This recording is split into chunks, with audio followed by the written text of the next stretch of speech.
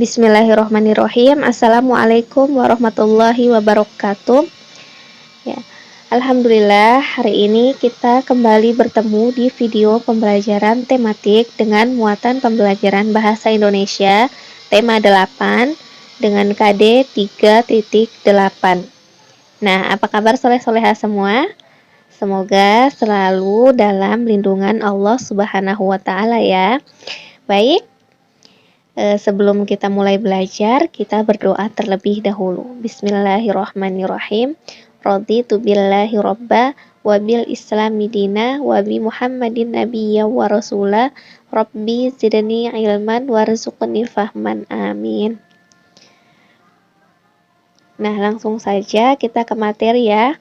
Jadi kali ini kita akan membahas tentang teks fiksi dan non-fiksi. Nah, apa itu teks?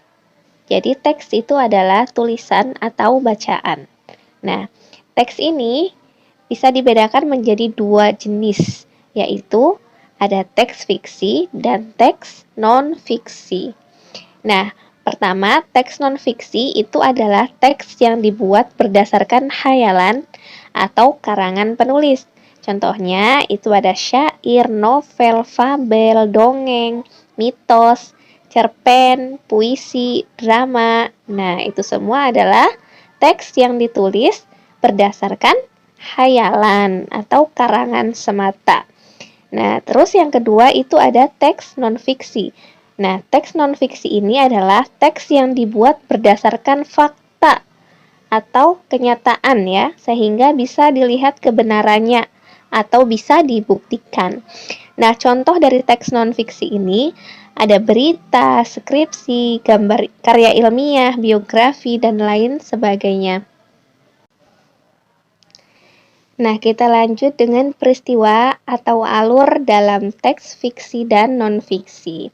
Nah, jadi setiap teks atau bacaan itu sebaiknya disusun menggunakan urutan atau alur tertentu.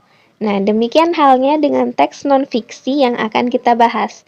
Nah, berikut ada bagian-bagian alur dari teks non-fiksi.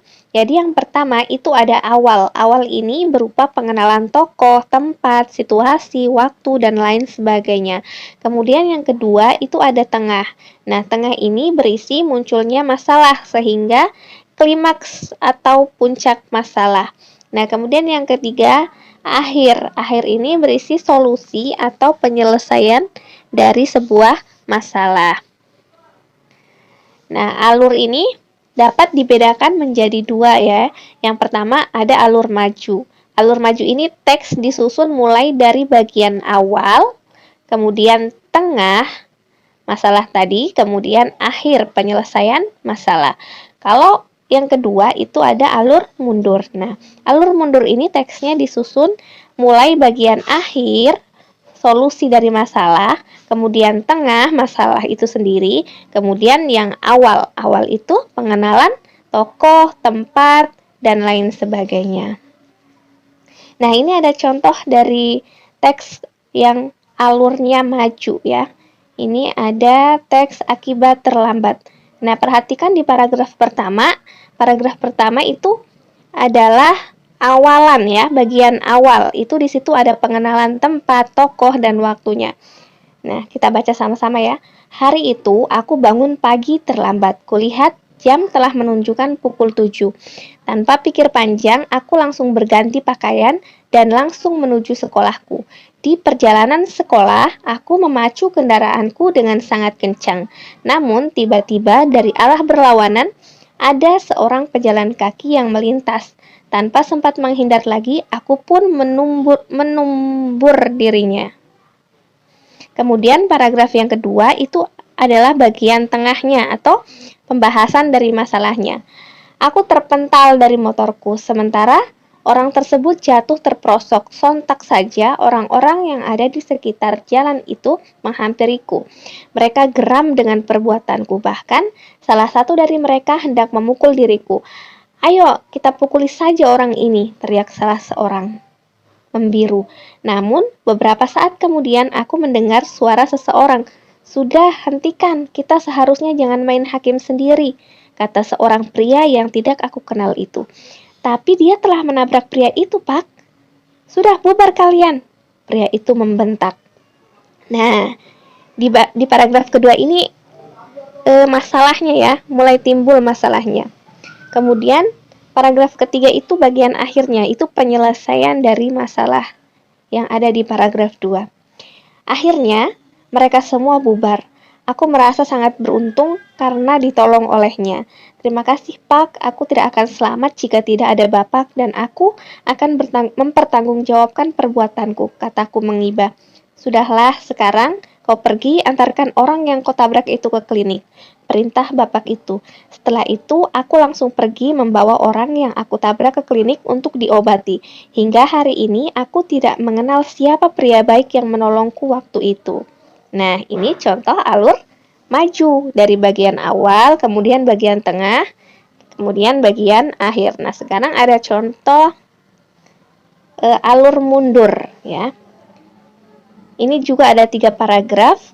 Nah, kalau alur mundur, ini paragraf pertama itu bagian akhirnya ya, solusi dari masalah. Kemudian paragraf kedua itu bagian tengah, masalahnya. Kemudian bagian akhir itu pengenalan tempat dan tokohnya.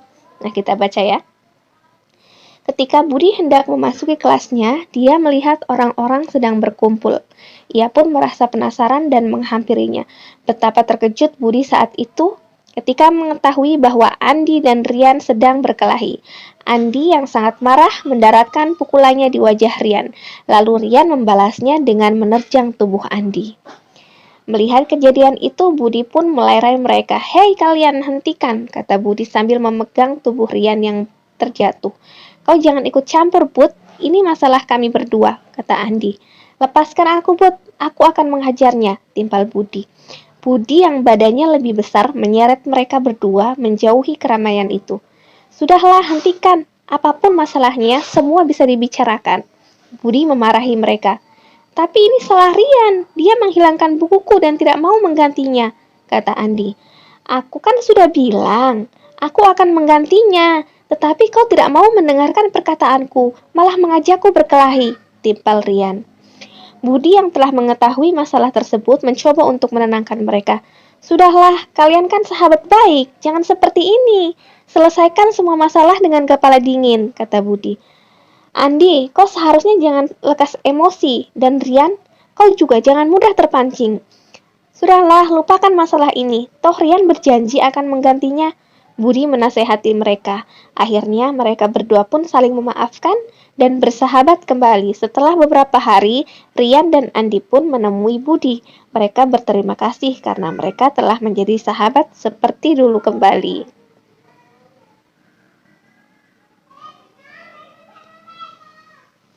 Nah, itu tadi contoh dari alur ya, alur maju dan alur mundur. Nah, sekarang tugas kalian, coba kalian membuat satu buah teks karangan, teks non-fiksi ya, karangan kalian yang menggunakan alur maju. Oke, Ustazah tunggu ya. Terima kasih.